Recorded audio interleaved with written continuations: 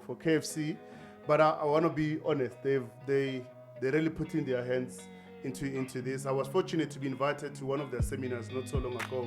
So, ladies and gentlemen, meet the president of the Northern Cricket Union, and we are live from Super Sport Park. That's the part of the game. Who is Mr. Tebogo Siko? I'm not going to go into the libraries. Yeah. I'm not going. I never get that part that you burn a library with 4 books. Now you don't have books anymore. We're passionate about the game. We hold JAG accountable on what matters. Yes, we are complaining and we're crying over quota system and giving equal opportunity to players of color. We don't fight that because we hate each other. We fight because we haven't found each other.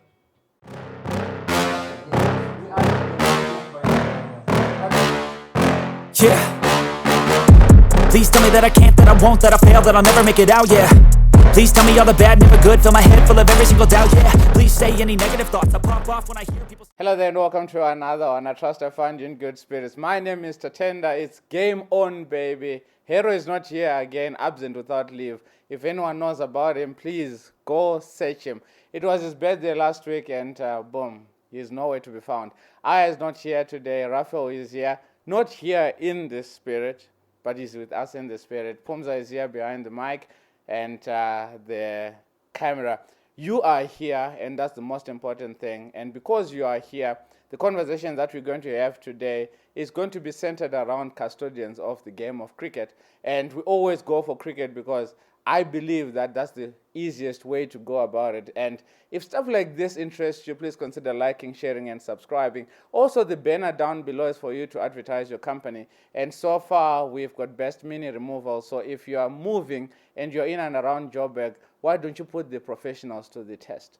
Because one thing for sure is when you are moving, that needs to be put on your CV because it's hard work. Imagine having to think, where is this box gonna go? What is labeled this? What is that? Let these guys do it for you. Just go on to www.bestminiremovals.co.za. Mr. Norman Abraham will be in charge of that. He's gonna take your call and he's gonna make sure that your movement is seamless. You don't want the next thing to be thinking that one was broken, that thing was broken. I can't find my spoon, I can't find this. It becomes nonsense. Anyway, like I said, my name is Tatenda, and the man that is next to me is a gentleman that is also a servant of the game. Ladies and gentlemen, meet the president. And I'm going to ask him, how does it feel to be called the president? And he rocks up here without a jacket. That shows that, he's such a humble, down-to-earth man. And I've known him for 2 minutes, but in the 2 minutes feels like I've known him forever. So, ladies and gentlemen, meet the president of the Northern Cricket Union, and we are live from Super Sport Park, Multiply Titans Super Sport Park. And it's going to be an interesting conversation, I promise you that. Remember to share, like, and do everything. Comment down below if you know Mr. Tebogo. And from there, we just let it flow. So, sir, how are you? Good, and you just started with the wrong statement. It's amazing how you rock up here, and I was like, geez, okay. From what I read about you in the on internet to what I see here, and I'm like, geez, it's easy to look at someone and to think that, oh, they're so scary. Can't you? Chilled. The picture that you saw on the internet, was I puffed and everything? Yeah. No, this is the original one. So we stick to the original. Yeah, this is the original one, simple and I guess life has to be simple. True. That's how we win everything in life, by being simple. Awesome stuff. Yeah. Thank you so much for joining the Game On podcast.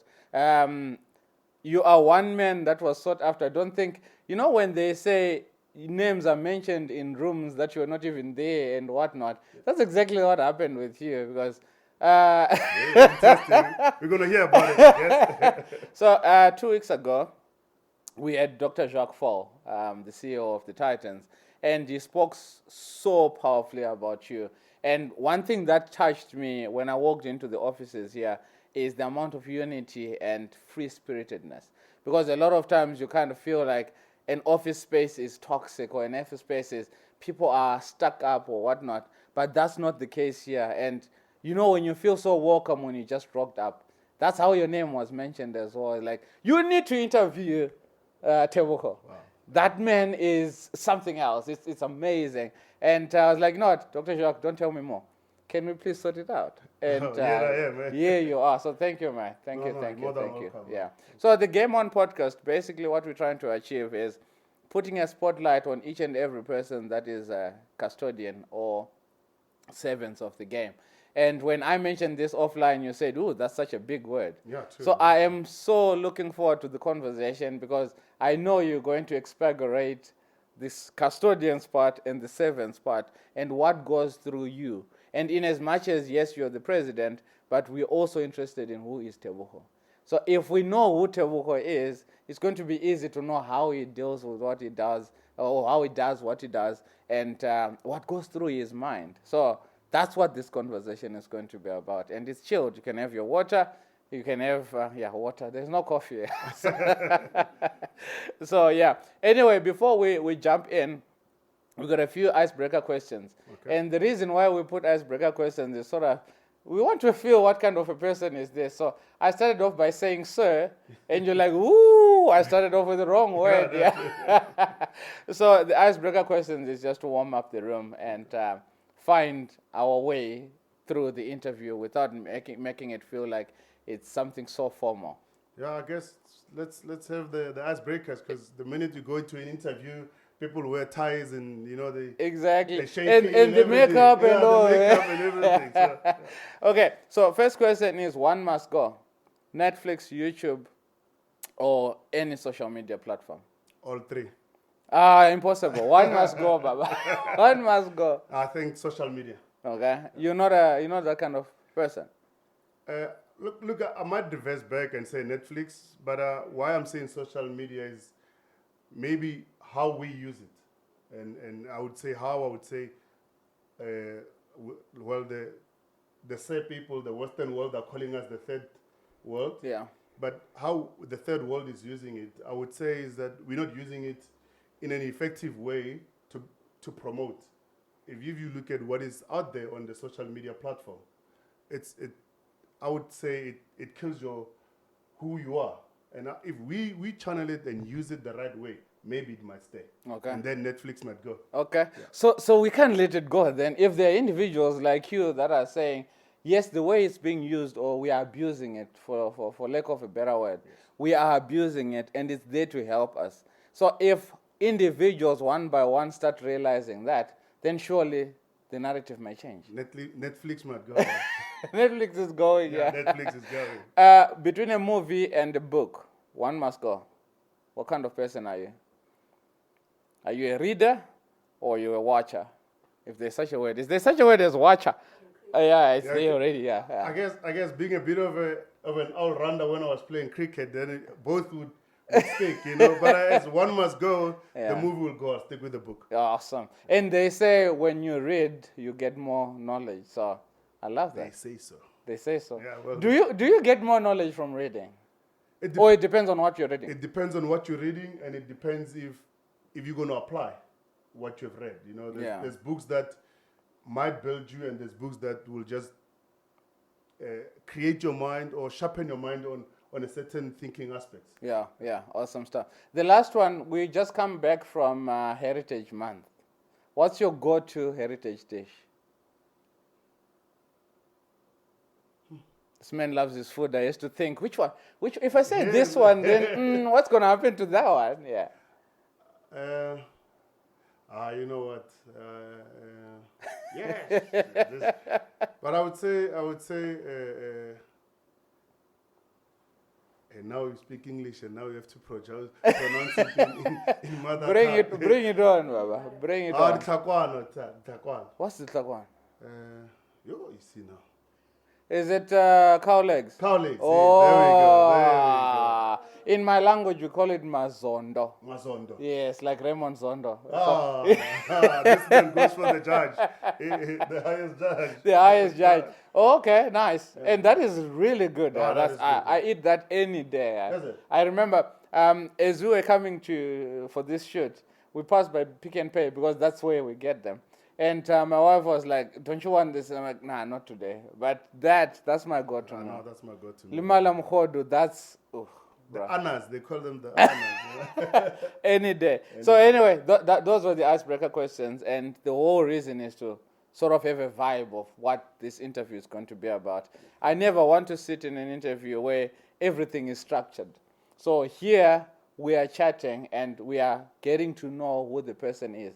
So all the spotlight is on you. Okay, I can see the three already facing me.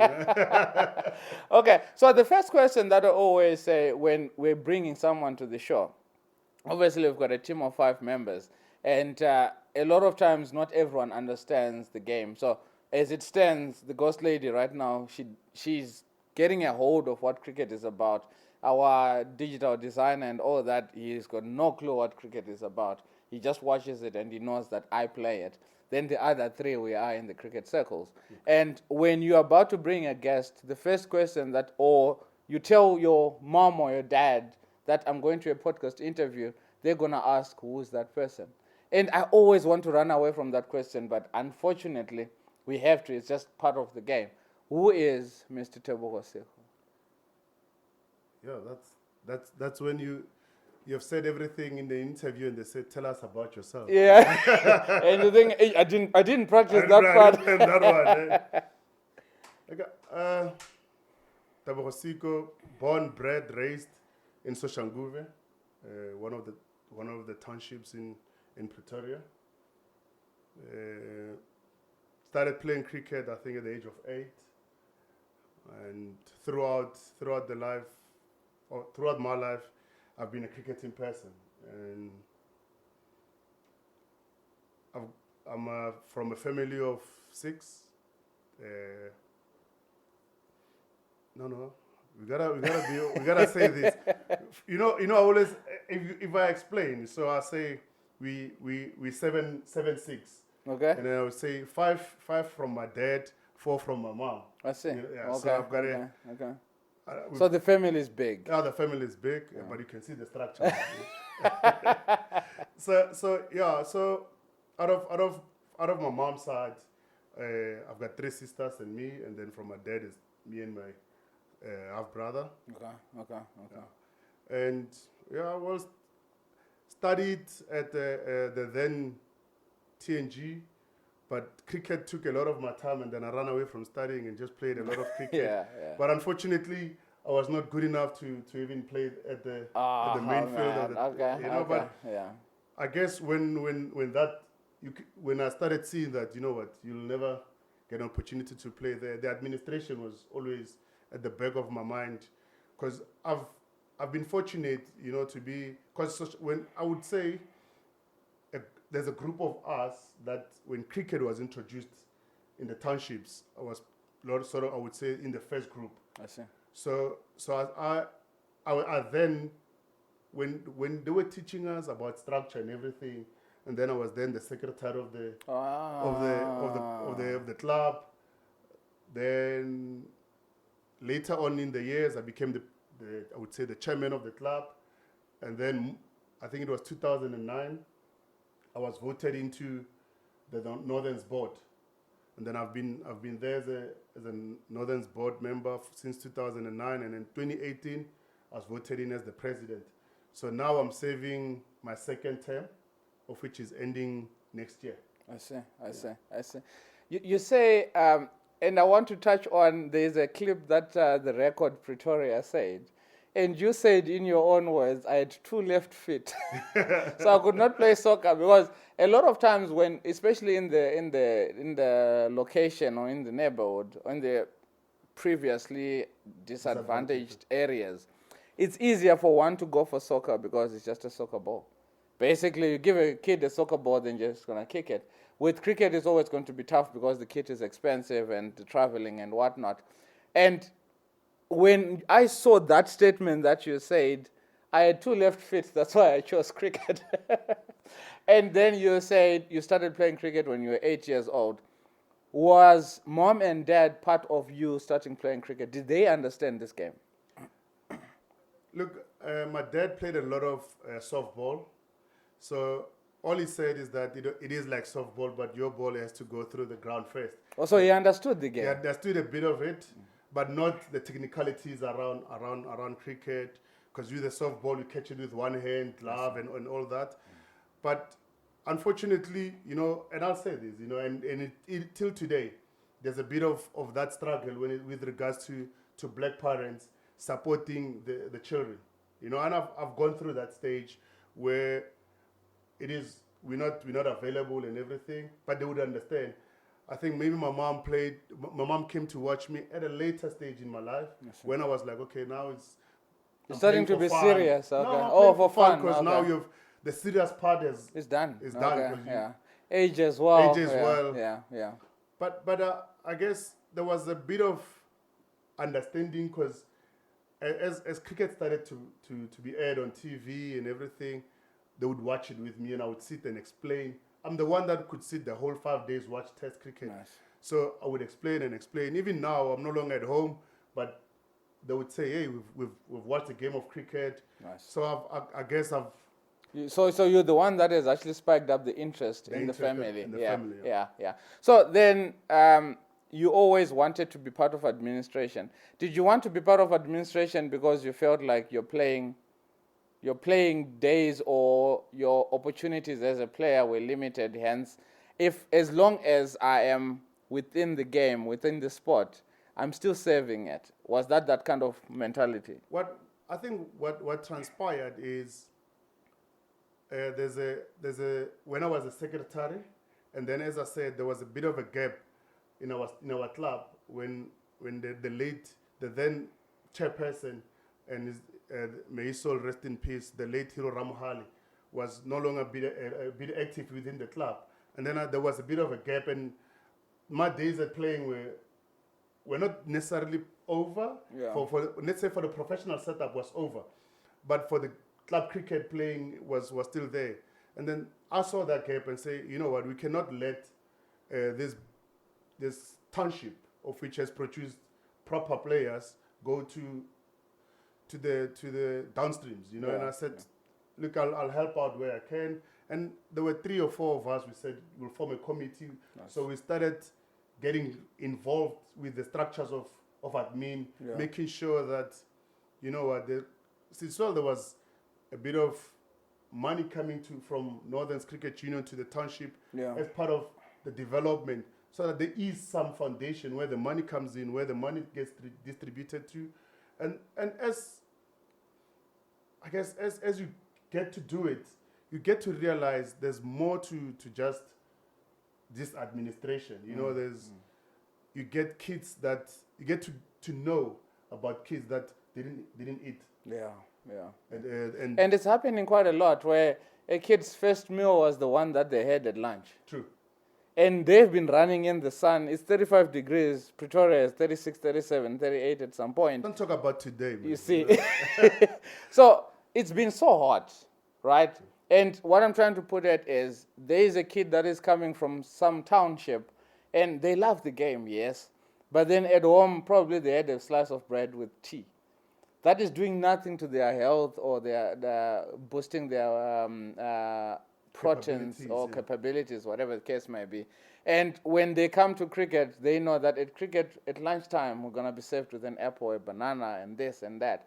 And it's amazing how you've put it that way, that these boys, you're growing, yes, you're speaking about administration, but it just doesn't stop at throwing the ball and catching the ball. There is a lot of stuff coming back. You said the late chairman at the time, was he then your mentor to say, you looking at how he was working, and you said, I want to be a custodian of the game like he is, or I want to serve the game in this aspect like he was doing. Did you look up to him? I looked up to him in sense that where I was staying and where the field was, it was a bit of a distance, and he would come with his buggy and transport kids. And as you said, simple things mattered. So he'd buy a packet of oranges, packet of banana, packet of apples, and distribute. And you would literally say, he used to say, if my wife knew that I'm doing this, I'd be in the dog box. Jeez, she would be angry. Because he's using his own money and his own resources, So that, for me, was inspiring. That, you know what, the reality of the country is that it is what it is, and how are we trying? We'll never win the battle. That's the unfortunate part. But what can we do? And I guess then you get to the crux of admin, and as you do that, you fell in love. I don't know, lie. I fell in love with it, and I guess what my father said to me is that what is more important is not what you want, is what you can offer the game. And I said, why he said that is that maybe 2 years before I was voted into the board, not 2 years, maybe 5 years, when I was still younger. You're still young, but no, young at heart, But so and there were a lot of resistance from the older generation. You're too young and everything. And I spoke to him. I said, one club nominated me, and then others are saying you're too young. And he said, what they see is not what the others are saying, and what you're gonna offer is not what you want. So you gotta. He said you gotta balance what you wanna offer and what the sport offers you. And his words were, if you serve the game will serve you in return. That's a very deep statement.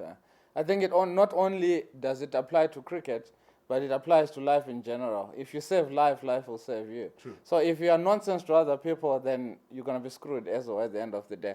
I love that statement. So fine, you then get into administration because you are saving the game. And from my chat to Dr. Jacques, that was the same thing. However, why is it a problem that, yes, there was a certain part that was happy with you getting into the board, but another part was not happy with you because you were young?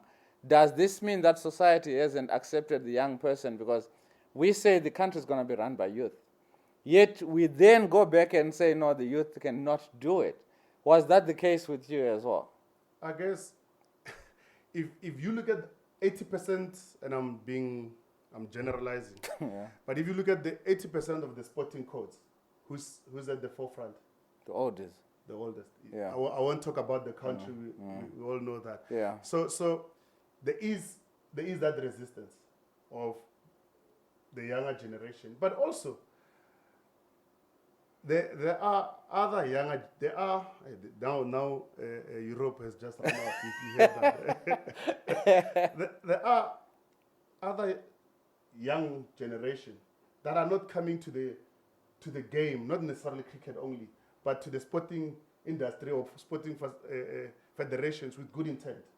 It's what I want to do, not what the system needs. Or what am I going to benefit from there? You put it nicely. You see. Yeah. What am I going to benefit? So when the right one comes, it becomes difficult to differentiate now which one has got the right intentions, which one doesn't have. So just cancel all youth then. Unfortunately, even if now when you leave this place, if someone asks you for a lift, you will not pick up the genuine one in the right. Yeah, you don't know. You don't know. You don't know. Yes. Up until they get thrown into the deep end of things. Yeah. And then how they... Are they going to swim or sink? They're going to swim or sink. Yeah. So you get into being a president. And before I touch on that, and I want us to park that a little bit and come back to club cricket. You've been serving on boards, starting off with Soshanguve Cricket Club. What did you guys do differently when you got to... Because the reason why is, I'm going to give an example. In as much as, yes, we are saying we're giving the black community a chance, or we're giving them opportunity. Yes, there's quota system, there's talks of equality and all that. I get that. But let's take, for example, there was a field that was done by CSA out in Soweto. Indoor facility, good pitch, clubhouse, fencing, everything. It's neat, quality. At some point, Lions and Titans actually played there for the Kasi Challenge, right? And 2 years down the line, or in the first season or first year, the covers were stolen, the indoor facility, the nets were stolen, the clubhouse, they broke down the windows and whatnot. All the stuff is vandalized, right? But the thing now is, how then do you say you are giving equality, yet the very people in the society or in the community are the ones that are breaking down these things? What did you do differently at Soshanguve that made the club to be where it is, or that made you to be noticed of the work that you are doing? Because obviously they're seeing the track record. You're not just going to jump in and say, I want to be a CEO, and you've got no experience whatsoever. Yes, I've been to school for 20 years, whatever the case may be, but what is your track record? So you did not just wake up being the president of Northerns, you had a track record from club cricket. What did you do differently then that made you get noticed? Yeah, that's a big statement. What did I do? I didn't, you know, if I have to track back, it was a collective effort. You know, I'm a team. I believe in the word team. It was a collective effort. It was the willing buyer and the willing seller. You know, unfortunately, it's not happening within the yeah. So it was everyone within the club seeing that there's a gap, and I guess maybe I was fortunate to be chosen within the respective age group to say you will chair this Soshanguve committee. Maybe it's because of at one stage I was the club captain of Soshanguve. Okay. So but what I think what happened is it is collective, and what we did is that try to engage the community. So the community around where the club was, we engaged them. We, you know, small things. They would want to host a wedding. We'll say, okay, fine, host the wedding there. But don't be on the pitch. Don't we'll be on cover the this pitch, part or we'll just, put you know, this, yeah. Well, I think our struggle is we're not in being inclusive to the community where we are. If we learn to be inclusive and make them understand that, yes, you know what, this is not a soccer field. Because unfortunately, that ground, everyone sees it as a soccer field. Yeah. They can play soccer there, they can play because rugby. It's open, it's flat. It's so open, you it's can flat. play any game, You yeah. can play any game. Yeah. But if we include them and make them understand that, yes, you know what, on the sides, you can use, but this area. This is important. This is important. And make them understand that, you know, if you damage this, it's not about you. It's about your grandchild that is going to suffer. It's not even about your child. It's your grandchild. It's not about Yeah.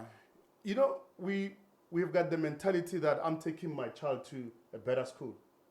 But will your child take her or his child to a better school?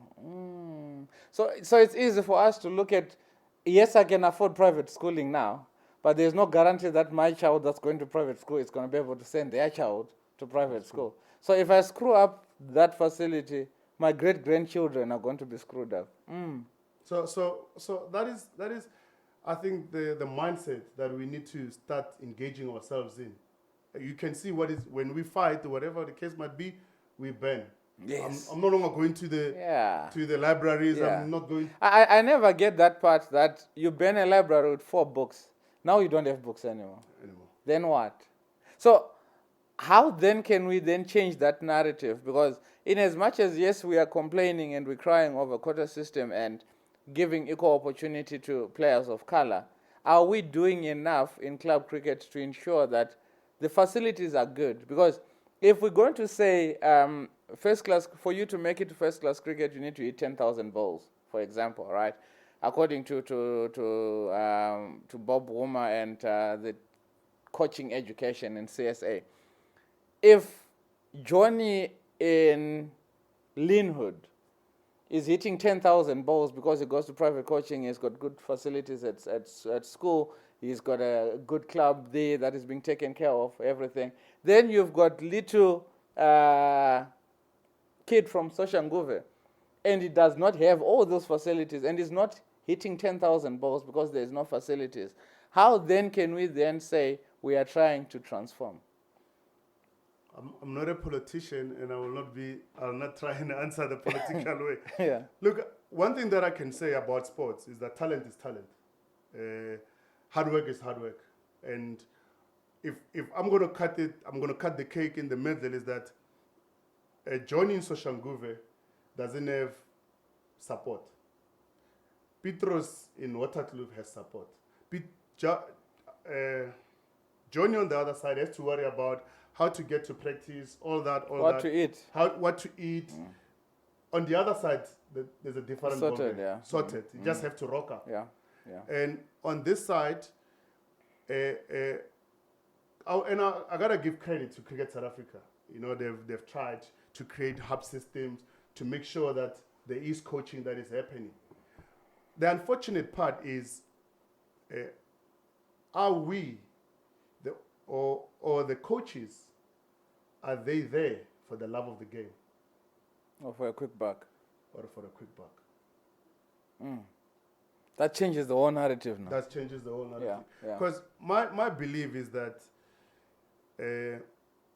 if and I'll start from other angle, the servant of whatever you serve, it's not about how much you're making. But what we have changed now is, what am I getting out of this? If you're a doctor, it's not about you've studied. You're serving as a nurse, as a policeman, and as a coach, as a teacher. I once said to the mini cricket coordinators, we had a mini cricket festival or seminar here, and I said, the unfortunate part of what you start, you can't see it now. When you coach that 8-year-old and whatever, you can't see it now. 18 years down the line, he's playing for the Titans. But would he or she remember that? Where did you start? Yeah. Where did they start? And it's easy for them to forget or think that the hub coaches are not doing the work, or the mini cricket coaches are not doing the work. We're just going to look at the ones that are here at the academy and going on to Titans and say, oh, they did work with this kid or this player. Is it something that society can change? Or does it start with you and me?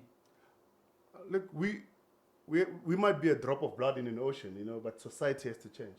Our parents, or us, because we're the parents. We're now the parents, yes. We need to change the mindset.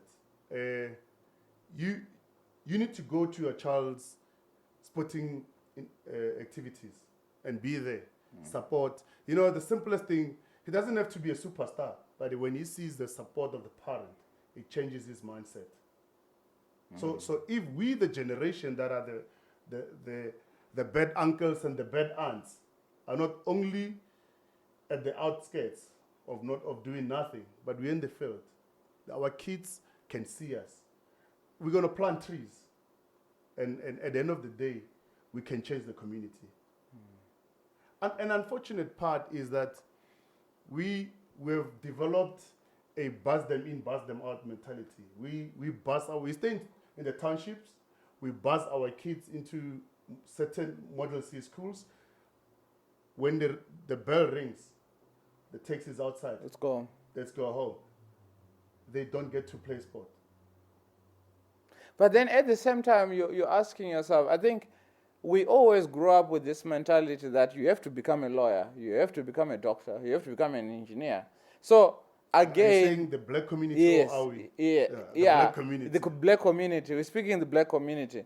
And that's what the parents always knew as a career. Oh, you have to be a teacher. You have to be in a career that when they look, oh, that child is a lawyer, that child is a doctor, that child is an engineer. Oh, the other careers, imagine saying, no, you're going to play cricket and you get money from that. Like, oh, please. What is that? What is that? Yeah. Or you're going to play rugby, and if you don't go to a good school, there's no rugby. If you don't go to a good school, there is no cricket. But you said cricket was introduced and your dad and your mom understood it. That plays a bigger role when a parent understands it. And we are the generation of parents that now understand this. So we have to be the ones that are educating our own fathers or their grandfathers to go to those cricket matches. Go with the grandkid. Because if we don't do that, then that kid is just going to think that, oh, well, I'm just wilding up time. And the kid from a car is thinking, oh, I'm getting food there. That's all. That's all. Yeah, I'm going to go there. Yes, we're going to play cricket with my friends and whatnot. But the important thing is I ate food. And Dr. Jacques mentioned that as well when they said they had a program in Northwest, somewhere in Poch, where they had a festival for under 12s and all that. And afterwards, one of the SuperSport presenters was asking the kids, what was your highlight for the whole thing? And the kid says, having food. And you may look at it as it's something like, come on, you were playing with the greats, you had a good cricket bat, you had new shoes and whatnot. And the kid just, their highlight was the food that they ate.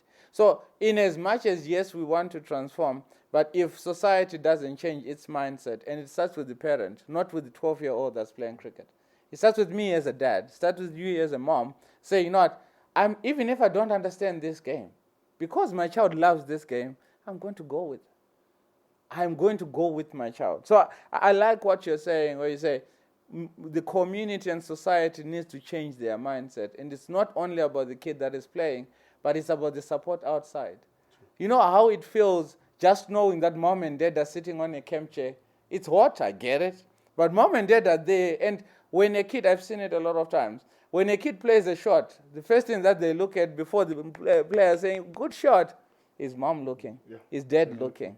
Are they there? You understand? So it's really important that you touched on that. So, now, so if I may come in, so if argument's sake, 2 days time on a Saturday, so it's cricket season, you go to I would say a township team versus a top of the range school, so to say. Or a white club. But let's call it a white club. Yeah. Let's not sugarcoat. Yeah. If you go to a township team versus a white team, you'd find the parents. Even if it's Premier League, they are there. They are there. And from a township, they came in one bus. Yeah. With a coach Yes. and a scorer. That's it. If it's vice versa, it's at the township. The parents are there. Because it's close to there. Oh, they're there. Oh, the white parents, they travel. They travel. Yeah. You know, and again, it's only the players and the coach and whoever is within the club. So if, you know, let's look at football. When it's your home ground.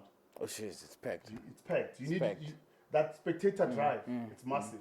So if we get our parents, our community to say, hey, there's a cricket game. Let's go. Let's chill. Let's support these players.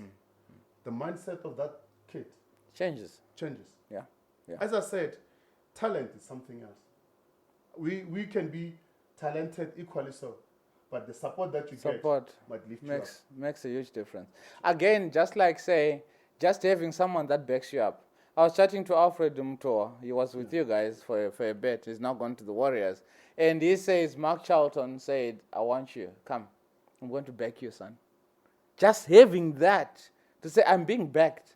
Yes, I may screw up, but I know that mom, dad, uncle, and whoever, they're outside and they're cheering. Yes, I hit a 4, then I got out. Or I got smashed for 6, but they are there. Maybe sometimes they don't even understand. What's happening? This one is hitting the ball so hard. Why? You understand? So it's really important to have support. I like that.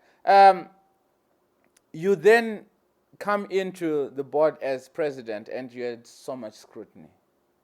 So much scrutiny. Mental health-wise, how is it possible that you're trying to save a game and you still have to prove yourself that I can, or prove yourself that I am the man of the job, man for the job?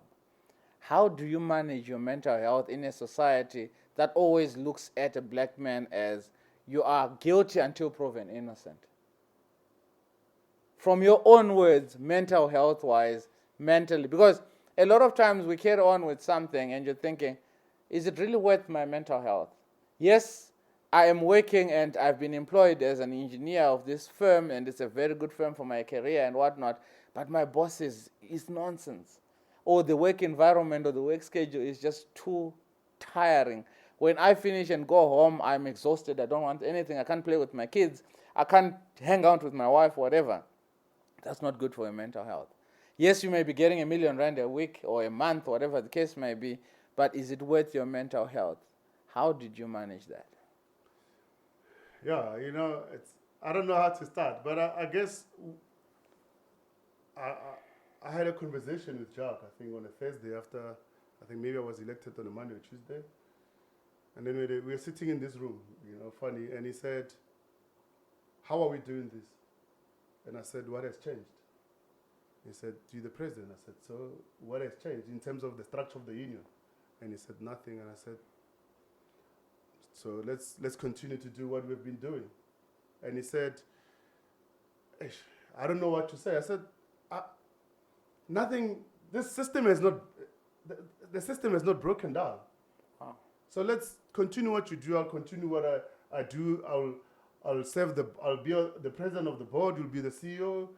And what he said is that my advice to you would be, if it's broken, I'll come to you. Or if it needs your attention, I'll let you know. I said, chap, we shake hands and we left. Jeez. So with that, Wow. and with that, what also added is that the caliber of the CEO that Northerns is having. He doesn't sleep. He's a workaholic. So it makes my life easy. I don't want to lie. It makes my life easy. Yeah. And it's funny. I would go to other unions, and then they will say, "But how are you guys are doing it?" And I said, "What are we doing? Because I don't do anything. I just run the board. I make sure the board provides an oversight to the union, and then that's it. Wow. I don't know how to be operational in this union. I don't know how to, and I'm not operational. Yeah, no. You're being modest. I'm being honest. Being modest. I'm being honest. Wow. No, Dr. Jacques spoke so much about you and what you've brought, and you've literally doubled the revenue of this place because things are going well. The machine is doing well. You know why? You tell me, bro. It's because there's calmness. Where there's calmness, everything functions. I like that. Yeah, well, and I remember I said to one of my meetings with the board, I said, it doesn't start at the ground, but it ends at the ground. And I said, if we provide a sound system, a well-run organization, we don't get operational, we don't interfere with a lot of things, but we provide direction. We provide what is it that we want to see out of this union, and we filter it down to the executive. They're operational. If we create that solid foundation, the executive will function. The results will be on the field. Wow. But if a board is not stable, the executive will not be stable. So it's a chain reaction. It's a chain reaction. So you should go to Manchester United, bro, because we're struggling. I'm an Arsenal fan. Come on, man. We're struggling here. We need help, man. Do you have a boardroom? Yeah. We're supposed to. Nah. It's a very big club, so it has to have a board. Look, I think, and I won't mention names of clubs in South Africa, né? But if you look at what is happening, it is the top is not solid. It filters down to a lot of things.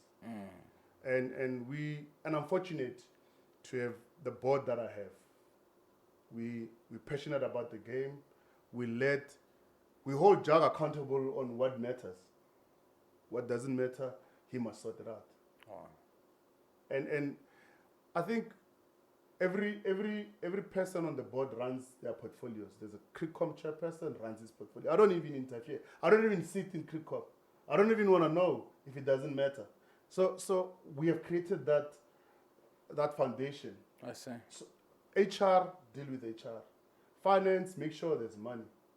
That's it. That's it. So everyone is responsible. I just direct the ship. Direct the ship. That's it. Wow. I control the sails. What a leader, man. I control What the a sails. leader. I cannot control the wind. Yeah. I control the Just sails. control yourselves. I control the I sails. love that. I love that. Amazing stuff. You were non-independent director of Cricket South Africa. What does that mean? So the independent, I'll start with the independents. Okay. So the independents are the ones that have got no link to the game. They don't serve on clubs, on the professional setup of the game. Like they're not a part of the unions. I see. To say. So a non-independent is that you're not independent because you've got a link I see. to the professional, to the affiliates of the. I see. And the affiliate being Northerns. Oh, I see. What was the challenges in holding such an office, and does one just get nominated to be on that and still serving down there? I still do serve there. Oh, you're still So be serving. Sorry. careful what Yeah, you yeah, say. yeah. Sorry. Yeah. How do you balance the two? You gotta wear different hats. Clearly. You gotta wear different hats.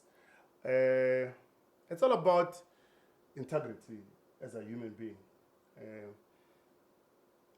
You gotta understand that the mother body is bigger than the affiliate. And if I wear my Northern's hat, I won't serve cricket. I will serve Northerns. Wow.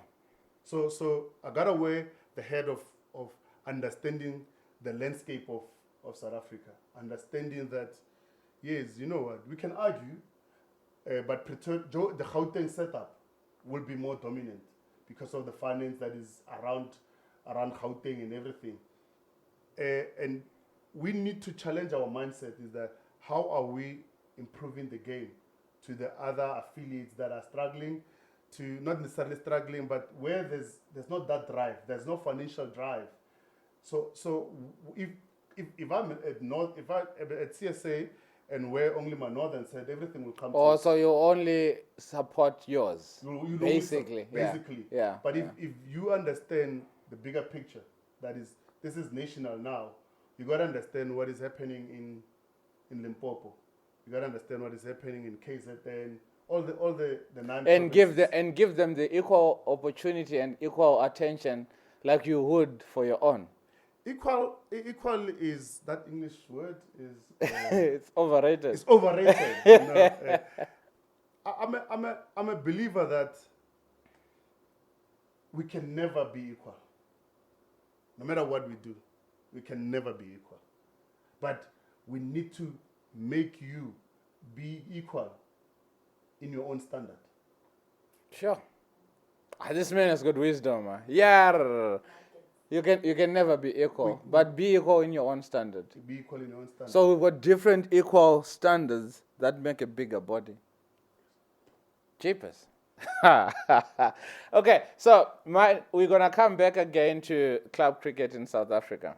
Are we doing enough with club cricket to ensure that there is that equality in their own right, in their own standards? We try, and when I say we try, is that there's a. Let's come back to Pretoria, because I can talk about Pretoria. You'd find a club that has been in existence for 50 years, and you find a club that has been in existence for like 20 years, a black club. Yeah. And the unfortunate part is that this black club, no matter how much it tries to survive, if Cricket South Africa through Northerns, they don't fund it, it will die. But you find we'll call them a traditionally white club. They can generate money. Because people pay subs and they've got fundraisings and fundraising. Yeah. You do a fund, and I've been part of it. Try to do a fundraising in Sosh, it doesn't fly. Impossible. It's impossible. What are they going to buy it with? They don't have money for themselves. Where they're going to get money to go for a golf day or whatever the case may be. If you go and look for subs at a township, impossible. You struggle. Yeah, impossible.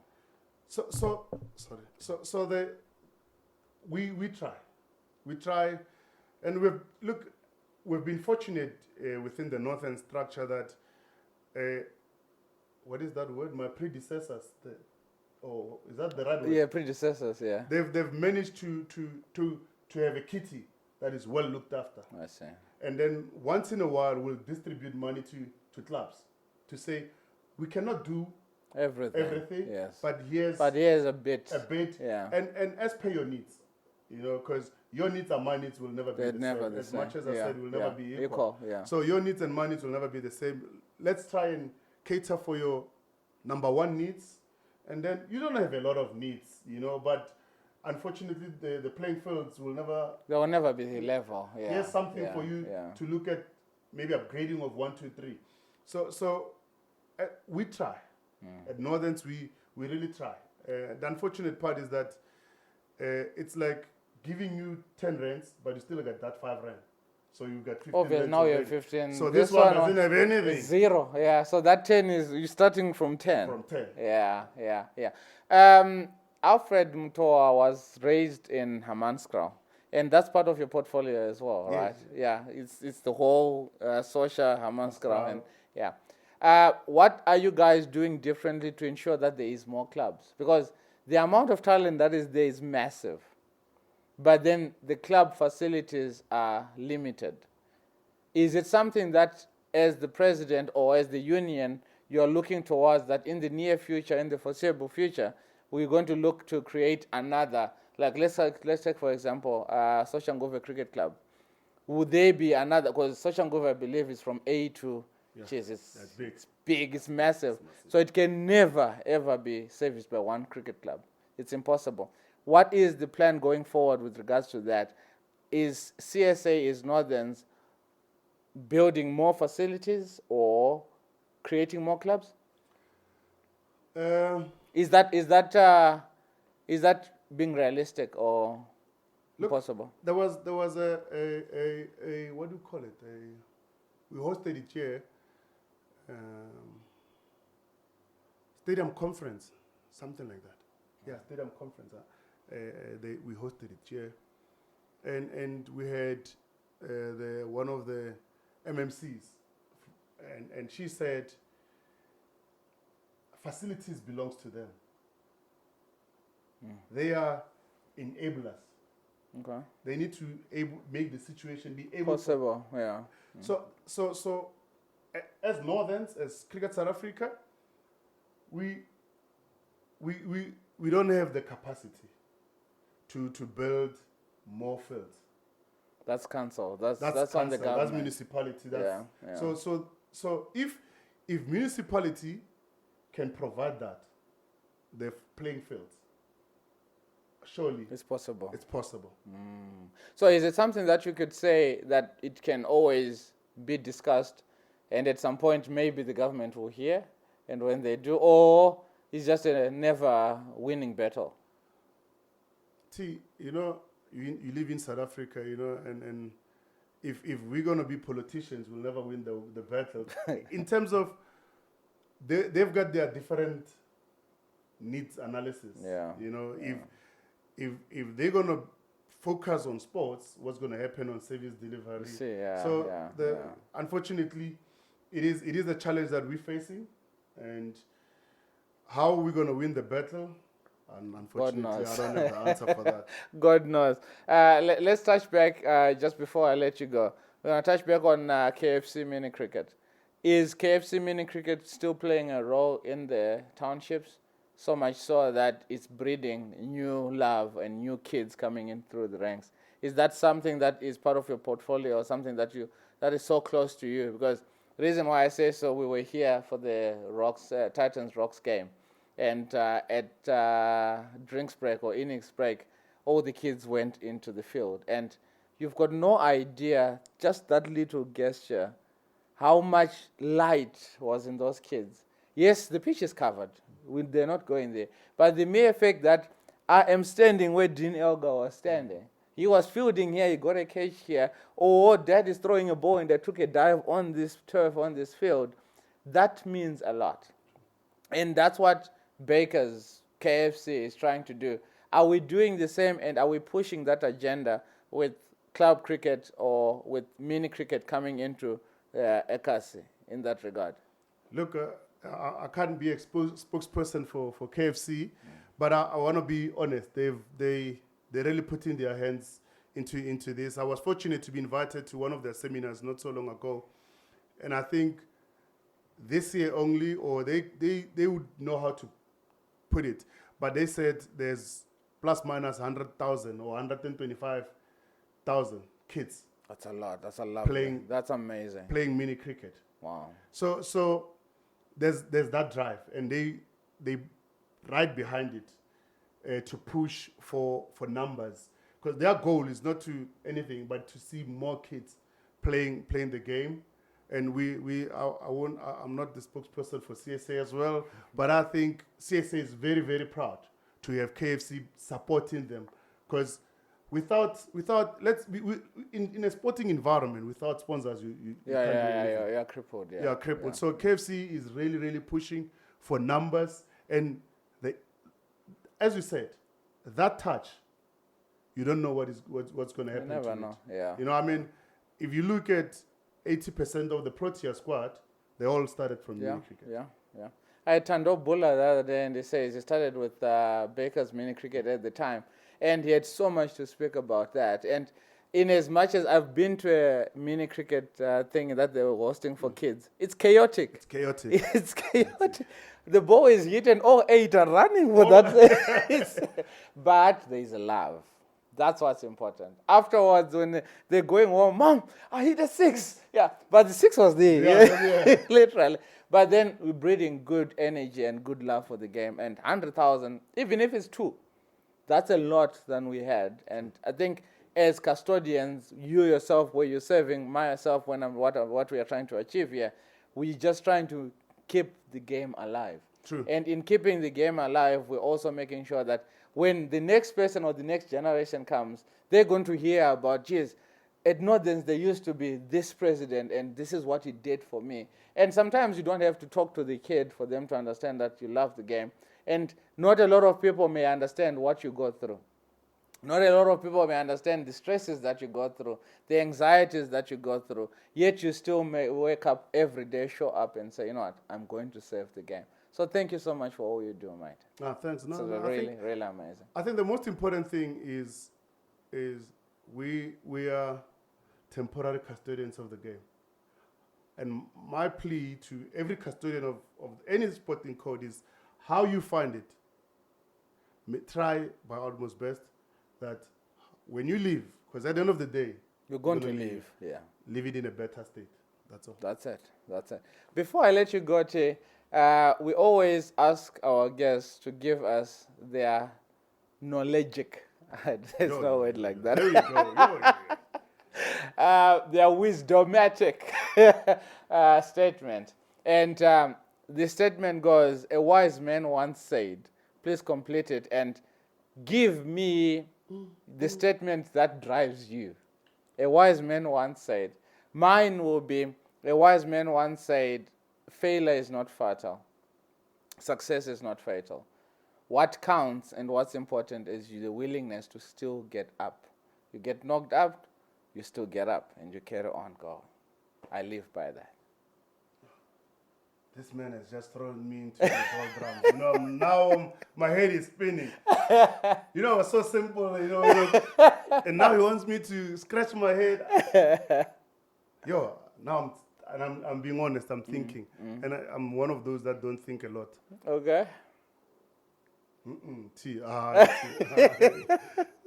Can I Just give us a statement, bro. What do you live by? Wake up and don't be nonsense. No, I guess I live by every moment that you have, you gotta live it happily. You know, because I'm a believer that happiness drives a lot, and we're not aware of it. I try by utmost best to be happy. Small things makes me happy, and I move. I fight. Make no mistake. Make no mistake. I fight to get things done. Yeah, to get things done. But at the end of the day, I gotta be happy. You know, we're gonna fight 2 minutes, and that's it. I'm a believer that we don't fight that because we hate each other. We fight because we haven't found each other. There is another statement of wisdom right there. You see, you just I'm killed done. us with I'm another. done. We asked for one and you give us two, just like that. No, thank you so much, man, for being with us and for taking time out of your busy schedule to share. And I know for sure that the work that you are doing, you are leaving cricket in a better place. From where you found it, yes, you may find it at the top of the mountain and it's doing well, you're going to leave it better. There is always room for improvement and you're doing just that. So thank you so much for taking time to sit with us. And I know the viewers and the listeners, they are looking at you and going, there's so much wisdom there. And are we going to see you take charge next year as well, after your term? Take charge where? You said your term is finishing this year, next year. Next year, yes. Yeah. So are you done with this, or we're still gonna see your face? No, I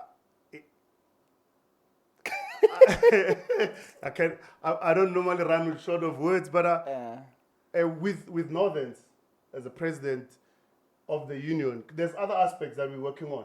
But as president of the union, yes, I'll be done. But I will never be lost to the sport. You'll still be. I'll still be involved. Yeah, awesome stuff. Thank you so much. Thank you. If you're still here, please consider liking, sharing, and subscribing. It's gentlemen like this and ladies that are being servants of the sport. And whatever that we do here, we're not doing it because we've got the grand scheme of things or we've got all the knowledge and the qualification, whatever the case may be. But it's because of the willingness to just say, you know, not on my watch am I going to see another kid or another person or another human being struggle. So with the little wisdom that I've got, with the little wisdom that the gentlemen that we sit with have, and in this case, Mr. Tebogo, whatever wisdom that he's got, he's there to share with you.